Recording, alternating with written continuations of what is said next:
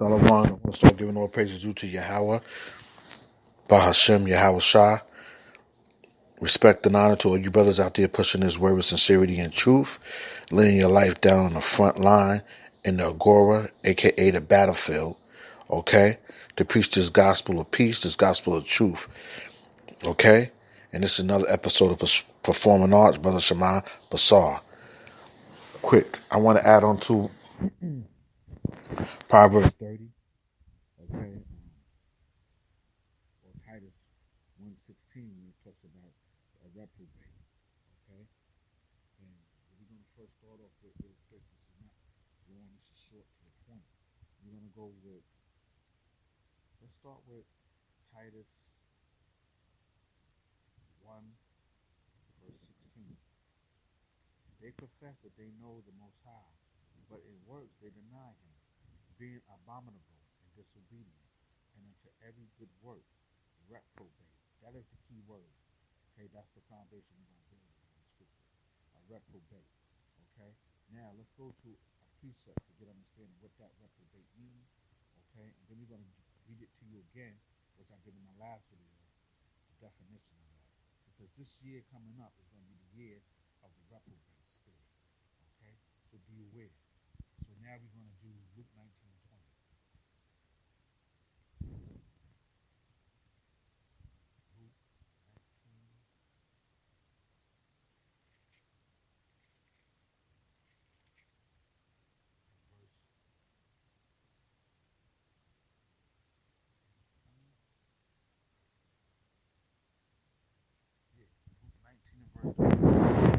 And it says, and another came, saying, Lord, behold, here is thy pound, which I have kept, laid up in a napkin, a handkerchief.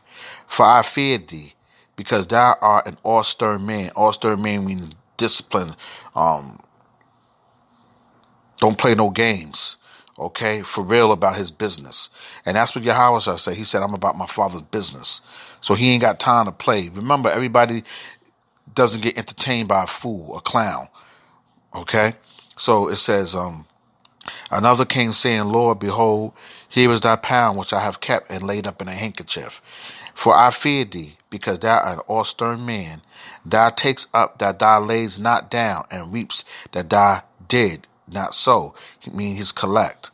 And he said unto him, out of thy own mouth will I judge thee, thou wicked servant. Thou knows that I was an austere man, taking up that I laid not down, and reaping that I did not sow. Okay? He said, wherefore then gave not thy my money into the bank, that at my coming I might have required my own with usury? And he said unto them that stood by, take from him that pound, and give it to him that have 10 pounds. And they that said unto him, Lord, he have 10 pounds. For I say unto you, that unto every one which have shall be given, and from him that have not, even that he have shall be taken away from him. Now, you could read it from the beginning, but I'm getting to the point from the top. All of the other guys had, when he left the money, they produced. Okay, they didn't just leave the money under a napkin. So you want the money to produce other things. You want it to grow. That's just like this word. Okay, you know all this knowledge in the oracles of the Most High, but you sit on it. So it's just like you putting it in a napkin. You doing nothing with it. So we talking spiritual first, as always. But see, man, this is how you get the oracles of the Most High, when you build up a relationship with the Most High. Because this goes with your finances too. You don't get money by taking your money. You get a couple of thousand, you just sitting in the bank, letting it sit in the bank. When the bank don't give you but maybe 1.2 interest of that money that you have. So you really get nothing. So what you can do is you spread your money out to bring more money in. Okay? You don't just have your money sitting in the bank not doing anything, not gaining no kind of usury, which is interest. You want to put your money out there to gain more money. Okay? You don't keep one talent and dig it under the ground and it doesn't produce anything. What good is that? So I say first spiritual. Okay, you get this money because these scriptures is money. Okay, you preach this gospel, you teach this, you tell other men, you spread the knowledge, the seed. So spread, it should spread. Okay, like a wildfire. Okay, it should spread, keep spreading, and that's how this gospel is supposed to spread. Okay, so that's the same thing with the seed of the scriptures. The gospel is supposed to be. What does it say? First, this gospel be preached around the four corners, and then the end will come. So this gospel have to be preached all around the whole world. Then the end will come. So in this context, the God Yahweh is saying, "Yo, why did you take that one talent and put it in the ground? What did you do? You sitting on your ass, like Tahar used to say. You putting your hands in your pocket. Okay, putting your hands in a pocket. You ain't doing nothing with it." So what you got to do is you produce that seed. You make that seed. You make that talent produce more talent. Okay, or more coins. Okay, you don't just sit and put it under the ground or take this talent and put it in a napkin and do nothing with it. Okay, that's how you become a reprobate. You did nothing with it. Okay, now let's back that up with Matthew 25:26.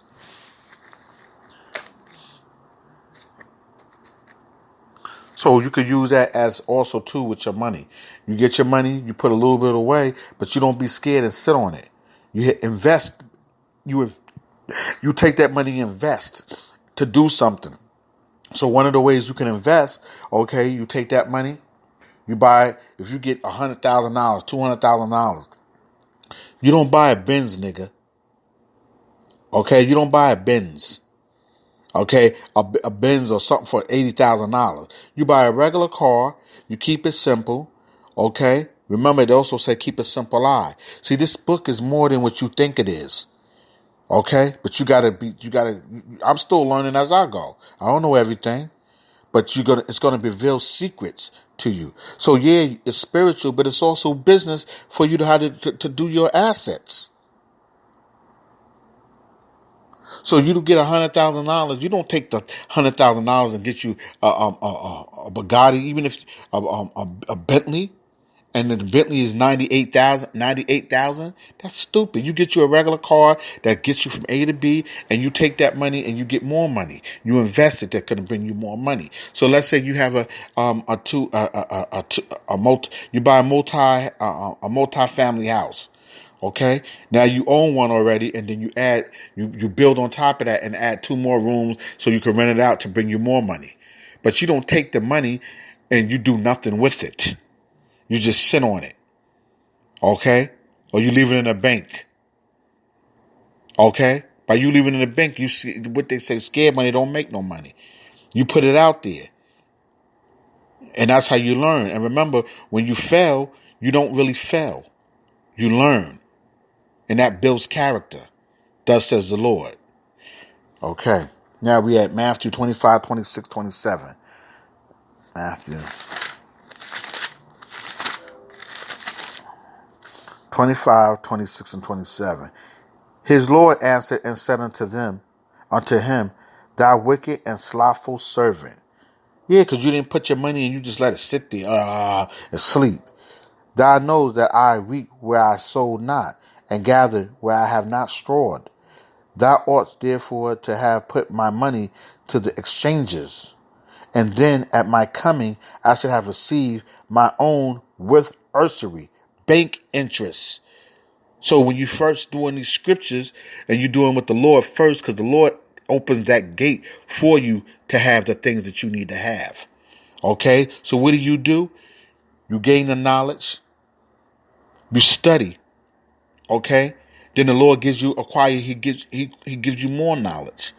Okay, then you take that knowledge and you don't just keep it to yourself. You spread the gospel. You make a video. You go out there on the highways and byways to the best of your ability. You spread the gospel. You gain interest. Remember, this is a spiritual banquet. So we're storing up treasures in heaven by putting the work on here on earth, which is going to be on earth. The kingdom of heaven is going to be on earth. So you're storing spiritual blessings in heaven. So the kingdom of heaven is going to be on earth. Lord willing, you are part of that, because many is called, but few are chosen. You could take that After you think spiritual and manifesting spiritual first, then this shows you how to do your business as well. Gain interest as far as your regular money down here, carnal, because money is not a bad thing. Okay, it's also a defense. Okay, it's the man behind that money and how he desires his lust, and he builds it up to be more greedy, or he can use it to help the body of the spirit of Yahweh Hashem Yahweh by pushing this word. Okay, ain't nothing wrong with having money. It's how you use the money. Okay. And then it says, verse 28, take therefore the talent from him and give it to him which have 10 talents. Yeah, give it to the man that's doing something with it. That's how the Lord thinks. You sitting on it, you ain't doing nothing with it. Take that. He's a reprobate. He ain't doing nothing with it. He's just sitting there. All right? He's sitting there doing nothing with it. He's putting his talent in the napkin. He's not producing. He's not working. Okay? What good is it having knowledge and being riches and it's just you and everybody else is out there starving? You don't see your people with you. That ain't no fun unless you're just a wicked nigga and a fat greedy nigga, kind of like Jabba the Hutt on Star Wars.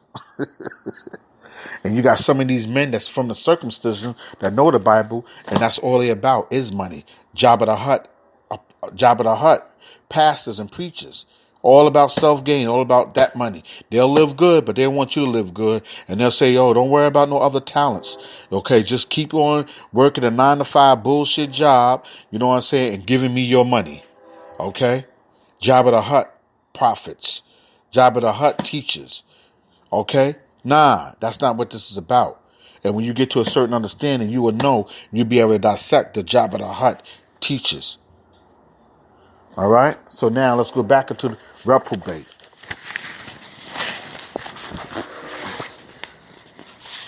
It says, the basic idea in reprobation is that of failing to stand the test. When applied to man's relations to the Most High, it suggested moral corruption. Jabba the Hutt prophets, teaches, okay, unfitness, disqualifications, all rising out of a lack of positive holiness. Yeah, because you have a claim from the Most High, you teaching people, but you teaching people for you fat ass to eat, for you to live good.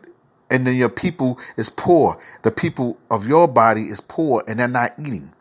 Okay? But you doing good and your family's doing good. And you don't care. Keep it coming. Keep it coming. You know what I'm saying? Keep it coming for you to be fed. Fat Jabba the Hutt. Fat, greedy, disgusting pastors. Okay? That's filling for their own belly. Filthy lucre's sake. Fat and disgusting Jabba the Hutt pastors. All right? T.D. Jakes, Jabba the Hutt pastor. Okay? Joe Austin, Jabba the Hutt pastors. Fat, greedy. It's all big business, people. It's not about the spirit of Yahweh Hashem Yahweh Shai and about these scriptures and blessings and faithful. It's about their own belly. Okay? It's about the rudiments of this world, which we're not supposed to be part of. It says, reprobate disapproved mind. 1 Corinthians 9:27, a castaway body. 2 Corinthians 13:5-7, of his sinful nature. Man in sin is a reprobate, disqualified, disapproved, and rejected because he cannot stand the test of holiness. Standing the test of holiness is not being fat and like the Jabba the Hutt, being greedy for filthy lucre's sake. Okay, it's all about you. You taking the money in, and you're not helping. All your people that's following you is living in abandoned buildings, barely got money to feed themselves, but you living in a penthouse. Okay, you got 12 pip cars. Okay, pit mobiles. That's not the way of the Lord. Okay, meanwhile your people is living in little huts made of mud and clay. Okay. And then it says, men in sin is a reprobate, disqualified, disapproved, and rejected because he cannot stand the test of holiness. You ain't going to pass the test of the holiness. You're going to take those talents. You're going to either do two things. You're going to buy yourself. You're going to use the money to let yourself look good because you're going to be part of the rudiments of the world, and therefore you're going to have a prideful spirit, which is a reprobate, and you're going to think you're pure in your own mind. Okay, nobody can tell you shit. You made it. God is blessing you because you have a lot of money, but you take it from the poor. And you know what happens if the poor pray to the Most High? How you do? Oh, you got a lot of plagues coming to your ass. A lot of. If the poor come and cry, and you're supposed to be teaching that flock and protecting that flock, and the poor is being taken advantage of, and those are the circumstances. And first and foremost, the heathens, they're gonna get theirs regardless. But those are the circumstances, circumcision. You got plagues coming to you in your house, and it might touch your kids. Okay, it says, that's a reprobate spirit. Okay, because you're gonna think it's all about you. You're gonna think you're pure in your own eye. I did it. You're gonna exalt yourself. You're going to say what you did and how you did it. Let everybody know, look at me. Look at me. Okay? And then it says, because you cannot stand the test of holiness. You will not pass the test of holiness. So you might have been called, but your fruits will be revealed. Every man's fruit's going to be revealed. Because remember, we all fall short to the glory of the Most High. 2020, the year of the reprobate spirit. Beware.